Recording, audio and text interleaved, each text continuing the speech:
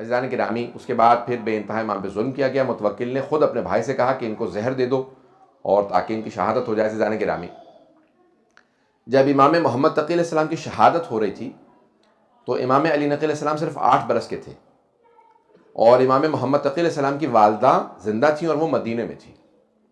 تو امام علی نقی علیہ السلام نے رو کے اپنی دادی سے کہا دادی اماں، آج میرے بابا کی شہادت کا دن ہے. تو جناب صدیقہ خاتون رونے لگیں. کہا بیٹا ایسا مت کہو، میرا 25 برس کا جوان بیٹا ہے. کہا دادی اماں، وہ جو اللہ کا ایک فرشتہ ہے جو امام کے ساتھ رہتا ہے نا، وہ اب میرے پاس آ گیا ہے.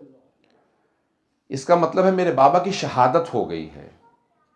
میں آپ سے سوال کروں، کسی ماں کو اگر بیٹی کی شہادت کی خبر ملے تو کیا حالت ہو گئی ہوگی؟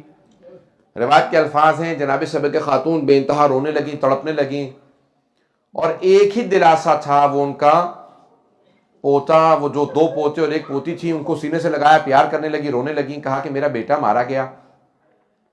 بچپنے سے یتیمی اس طرح سے امام علی نقی السلام نے دیکھی ہے. میں سوال کروں، یتیمی کیسی بلا ہے؟ یہاں تک کہ پیغمبر السلام فرماتے ہیں یتیم بچے کے سامنے اپنے بچے کو پیار نہ کرو. پوچھا کیوں مولا؟ کہا کیونکہ جب وہ دیکھتا ہے نا کہ کوئی اپنے بچے کو پیار کر رہا ہے تو اس کا دل ٹوٹ جاتا ہے. عزیزان گرامی، روایت کے الفاظ یہ ہیں کہ جب پہلی عید آئی تھی نا امام حسن مجتبیٰ کی شہادت کے بعد، یہ مسلسل جب عید آیا کرتی تھی تو امام حسین علیہ السلام جنت البقیع اپنے بھائی کی قبر پہ جایا کرتے تھے. تو اپنے بچوں کی انگلی پکڑتے تھے لیکن سر پہ ہاتھ نہیں رکھتے تھے. تو کبھی کسی نے پوچھا اتنا پیار کرتے ہیں تو آپ بچوں کو کیوں نہیں پیار کرتے؟ کہا جب میں قاسم کو دیکھتا ہوں تو مجھے احساس ہوتا ہے کہ میرا بھتیجا کبھی یتیمی کا احساس نہ کرے، اپنے بابا کو یہ محسوس نہ کرے میرا باپ سر پہ نہیں ہے، اس لیے میں اس کی محبت میں اس کو زیادہ پیار کرتا ہوں، اسے سینے سے لگاتا ہوں، اس کے سر پہ ہاتھ رکھتا ہوں، اپنے بچوں کے سر پہ ہاتھ نہیں رکھتا، تاکہ میرے بھتیجے یتیم بھتیجوں کو یہ محسوس نہ ہو کہ دیکھو ہمارے جو چچا زاد بھائی ہیں ان کے سر پہ ہاتھ رکھنے والا ہے لیکن ہمارا باپ سر پہ موجود نہیں ہے. عزیزان گرامی، یتیمی عجیب چیز ہے. امام علی نقی علیہ السلام نے 8 برس کے سن سے یتیمی دیکھی اور مسلسل یہ دیکھتے رہے کہ ہر طرف سے ظلم ہوتا رہا امام علیہ السلام پہ. عزیزان گرامی، جب جناب سکینہ بنت الحسین کو پہلا تماچا لگا تھا نا تو انہوں نے اس لحظے میں اپنے چچا کو پکارا تھا اور کہا تھا کہ چچا جان آ کے دیکھیے ذرا میرے کانوں سے کتنا لہو بہ رہا ہے. عزیزان گرامی، ایک سوال کروں گا کہ اب ذرا ایک مرتبہ تصور کیجئے، وہ امام علی نقی علیہ السلام جو 8 برس کے سن سے مسلسل اپنے بابا کو محسوس کرتے ہوں کہ میرے بابا کہاں پہ کاظمین کے اندر شہید ہوئے، وہاں پہ ان کو دفنایا گیا. عزیزان گرامی، اب یہ مسلسل وقت کٹتا رہا یہاں تک کہ آخری لحظات ہیں امام علی نقی علیہ السلام کے. عزیزان گرامی، کہتے ہیں کہ یہ جو ائمہ کو زہر دیے گئے ہیں نا، ان میں جو سخت ترین زہر تھے وہ 4 اماموں کے تھے. اب وقت نہیں ہے کہ میں تفصیل سے جا سکوں، آخر جملے کو پیش کر رہا ہوں، اس کے بعد آپ ماتم کریں گے. عزیزان گرامی، ذرا ایک مرتبہ آنکھیں بند کر کے تصور کیجئے گا. کیا تصور ہے؟ کہتے ہیں جیسا 4 اماموں کو زہر دیا گیا ویسا کسی کو نہیں دیا گیا. کیوں؟ وہ کہتے ہیں جو امام حسن مجتبیٰ کو زہر دیا گیا ویسا زہر کسی کا نہیں تھا. پوچھا کیوں؟ کہا کیونکہ امام کا کلیجہ نکل آیا تھا. کہا دوسرا کس کو زہر سخت دیا گیا تھا؟ کہا دوسرا امام رضا علیہ السلام کو.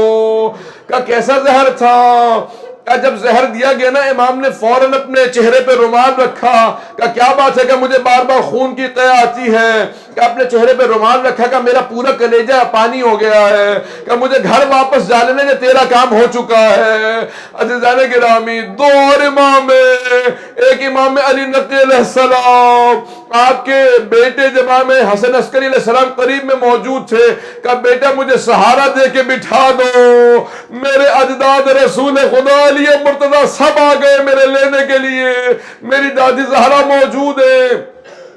اجرکم اللہ. عزیزان گرامی، اور ایک ہیں امام حسن عسکری علیہ السلام جن کو زہر دیا گیا، سخت ترین زہر دیے گئے. عزیزان گرامی، یہ آخری لحظات کیسے عجیب و غریب ہوتے ہیں. روایت کے الفاظ ہیں سامرہ تھا، امام حسن عسکری علیہ السلام نے خود سے اپنے بابا کو غسل و کفن دیا. کفن دینے کے بعد بڑے شان و شوق سے کہا گھر میں شیعوں کو جمع کر لیا. کہا میرے بابا کا یہی جنازہ پڑھ لو. کہا مولا بہت لوگ جمع ہیں. کہا نہیں، وہاں متوکل مجھے جنازہ پڑھانے نہیں دے گا، وہ خود جنازہ پڑھانا چاہتا ہے، میں اپنے بابا کا یہاں جنازہ پڑھاؤں گا، سب کو جمع کیا، کہا کہ یہاں جنازہ پڑھ لو، لیکن میں کہوں گا مولا جب آپ اپنے بابا کا جنازہ پڑھا رہے تھے آپ کے گلے میں توق نہیں تھا، ہاتھوں میں بیڑیاں نہیں تھی، ہاتھوں میں ہتکڑیاں، پاؤں میں بیڑیاں نہیں تھی، مولا آپ کی پھپھیوں کے سروں پہ چادریں موجود تھی، تازیانے نہیں مارے جا رہے تھے۔ اللہ لعنت اللہ علی القوم الظالمین وسیعلم